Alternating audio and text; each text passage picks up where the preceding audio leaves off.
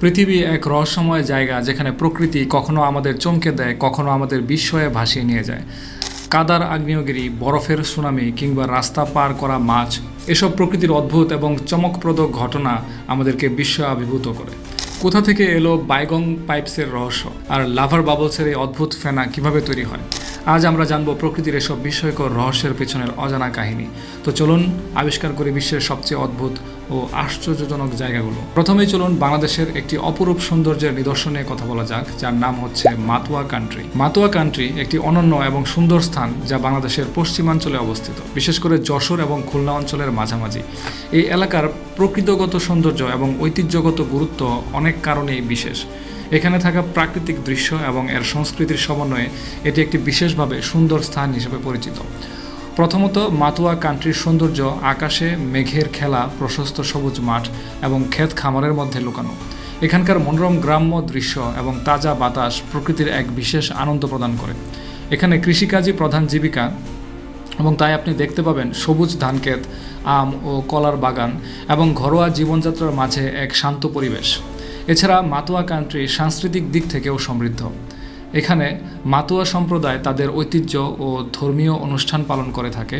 মাতুয়া ধর্মের অনুসারীরা তাদের জীবনের অর্থ খুঁজে পায় সাধনার মাধ্যমে, এবং তাদের চর্চা আচার অনুষ্ঠানগুলো এখানে বিশেষ গুরুত্ব পায়। বিশেষত মাতুয়া মন্দির এবং তার আশেপাশের ধর্মীয় স্থাপনাগুলি এক আকর্ষণীয় পর্যটন কেন্দ্র হয়ে উঠেছে।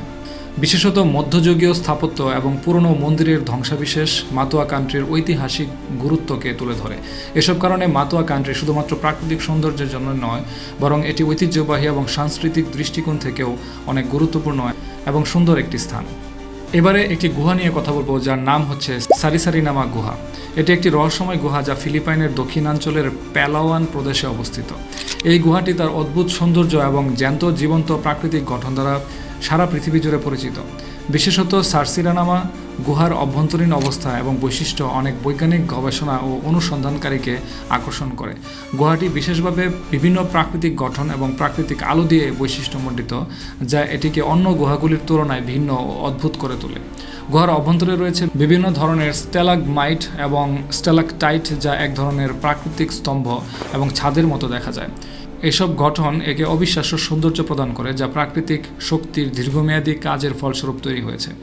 সারিসারিনামা গুহার আরও একটি অদ্ভুত দিক হলো তার জলাধার এবং ভেতরের নদী, যা গুহার মধ্যে প্রবাহিত হয়।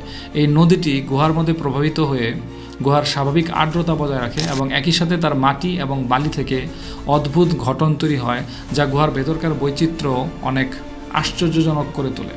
এখানে প্রাচীন মাছ, ব্যাঙ, পোকামাকড় সহ বিভিন্ন ধরনের জীবজন্তু বাস করে, যা এই গুহাকে আরও রহস্যময় করে তোলে। সব মিলিয়ে সারিসারিনামা গুহা তার প্রাকৃতিক সৌন্দর্য, রহস্যময় গঠন এবং জীববৈচিত্র্যের কারণে একটি অনন্য এবং অদ্ভুত স্থান হিসেবে পরিগণিত হয়। এবারে যে টপিকটি নিয়ে কথা বলবো সেটি হচ্ছে রোড ক্রসিং ফিশ বা রোড ক্রসিং মাছ। একটি চমৎকার এবং অদ্ভুত ঘটনা, যা মূলত পাপুয়া নিউগিনির কিছু অঞ্চল এবং ওশিনে অঞ্চলে ঘটে থাকে। এই মাছগুলো বিশেষ ধরনের মুখ পানে উঠতে সক্ষম, যা সত্যি একটি বৈজ্ঞানিক বিষয়। এমনকি বিজ্ঞানীরা এই মাছগুলোকে অধিক অভিযোজনশীল বলে আখ্যায়িত করেছেন, কারণ তারা জল থেকে উঠতে এবং সড়ক পার করার মতো অনন্য দক্ষতা প্রদর্শন করে থাকে।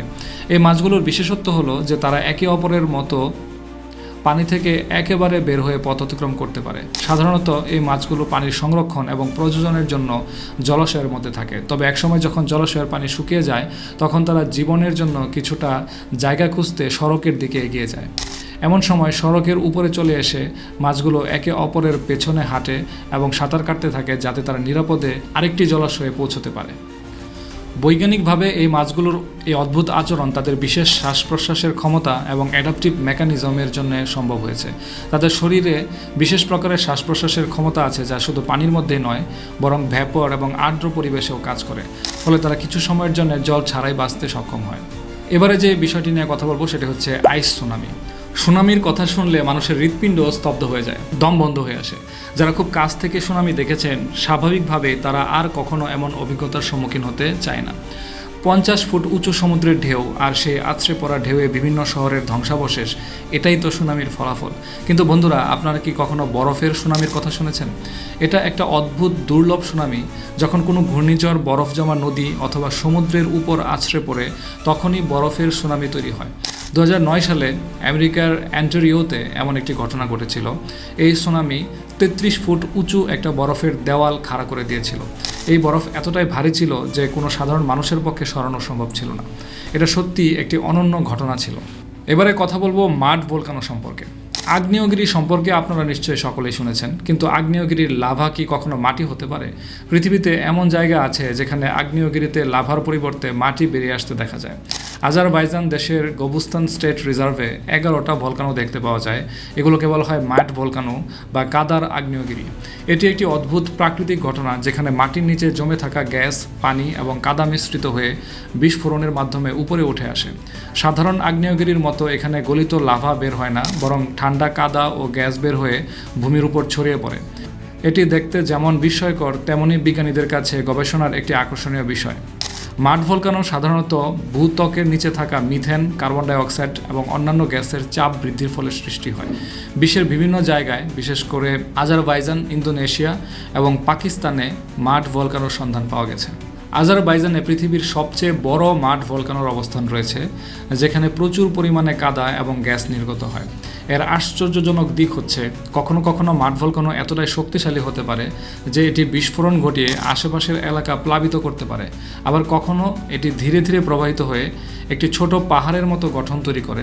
এই অঞ্চলে প্রাকৃতিক খনিজ পদার্থের উপস্থিতির কারণে এটি পর্যটকদের আকৃষ্ট করে এবং বৈজ্ঞানিক গবেষণার জন্যও এটি গুরুত্বপূর্ণ। এবারে কথা বলবো চীনের বাইগং পাইপস সম্পর্কে। বিশ্বের অন্যতম রহস্যময় এবং অবিশ্বাস্য এক আবিষ্কার হচ্ছে এই বাইগং পাইপস। বিজ্ঞানীদের মতে এই পাইপগুলো প্রায় 1.5 লক্ষ বছর পুরনো, যা মানব সভ্যতার ইতিহাসের সাথে কোনোভাবেই মেলে না। সবচেয়ে আশ্চর্যের বিষয় হলো, এই পাইপগুলো এমন একটি পাহাড়ি অঞ্চলে পাওয়া গেছে যেখানে মানুষ বসবাসের কোনো প্রমাণ পাওয়া যায়নি। তাই প্রশ্ন জাগে, পাইপগুলো কি কোনো প্রাচীন উন্নত সভ্যতার নিদর্শন, নাকি প্রকৃতির অজানা কোনো খেলা? এই পাইপগুলোর উপাদান বিশ্লেষণ করে দেখা গেছে এগুলো মূলত 92% লোহা এবং অন্যান্য খনিজ পদার্থ দ্বারা গঠিত। তবে অবাক করার মতো বিষয় হচ্ছে, এর 8% উপাদান আজও বিজ্ঞানীদের কাছে অজানা।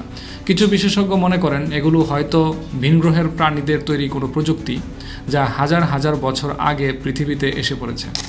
আবার কেউ মনে করেন এটি হয়তো কোনো প্রাকৃতিক রাসায়নিক প্রক্রিয়ার ফলাফল। বাইগং বাইপাসের আকৃতি এবং গঠনও বেশ অদ্ভুত।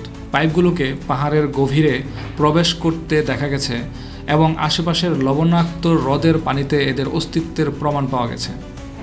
কিছু গবেষক বিশ্বাস করেন পাইপগুলো একসময় পানি প্রবাহের জন্য ব্যবহার করা হতো। তবে এগুলো প্রকৃতপক্ষে কিভাবে এবং কেন তৈরি হয়েছিল তা আজও এক রহস্য রয়ে গেছে। এবারে কথা বলবো লাভা বাবলস বা লাভার বুদবুদ সম্পর্কে। প্রকৃতির এক অদ্ভুত ও দুর্লভ ঘটনা এটি, যা আগ্নেয়গিরির অগ্নুৎপাতের সময় ঘটে থাকে। যখন গলিত লাভা ভূপৃষ্ঠে এসে ছড়িয়ে পড়ে, তখন ঠান্ডা বাতাসের সংস্পর্শে এটি ধীরে ধীরে জমতে শুরু করে। তবে লাভার বাইরের স্তর দ্রুত শক্ত হয়ে গেলেও ভেতরের অংশ গরম ও তরল অবস্থায় থাকে। ফলে ভেতরে থাকা গ্যাস ও চাপের কারণে লাভার গায়ে বাবলস বা বুদবুদ তৈরি হয়, যা দেখতে অনেকটা বিশাল ফেনার মতো মনে হয়। এই লাভা বাবলসের আকৃতি এবং আকার নির্ভর করে লাভার সান্দ্রতা ও তাপমাত্রার উপর। কখনো এগুলো এত বড় হয়ে যায় যে বিস্ফোরণের মতো ফেটে পড়ে এবং প্রচণ্ড তাপমাত্রার কারণে আশেপাশের পরিবেশকে ধ্বংস করতে পারে। আবার কখনো এগুলো আস্তে আস্তে ঠান্ডা হয়ে জমে পাথরে পরিণত হয়, যা পরবর্তীতে ভূতাত্ত্বিক গবেষণার জন্য গুরুত্বপূর্ণ হয়ে ওঠে। লাভা বাবলস শুধু স্থলভাগেই নয়, সমুদ্রের গভীরেও তৈরি হতে পারে। পানির সংস্পর্শে লাভা দ্রুত ঠান্ডা হয় এবং বিশেষ ধরনের বাবলস গঠন করে, যা আশেপাশের সামুদ্রিক জীবজগতের জন্য ঝুঁকি তৈরি করতে পারে। তো বন্ধুরা, এই ছিল আজকের ভিডিও। আশা করি ভিডিওটি ভালো লেগেছে। ভালো লেগে থাকলে অবশ্যই লাইক করবেন, কমেন্ট করবেন, শেয়ার করবেন। পরবর্তী ভিডিও দেখার আমন্ত্রণ জানিয়ে আজকের মতো এখানে শেষ করছি। আল্লাহ হাফেজ।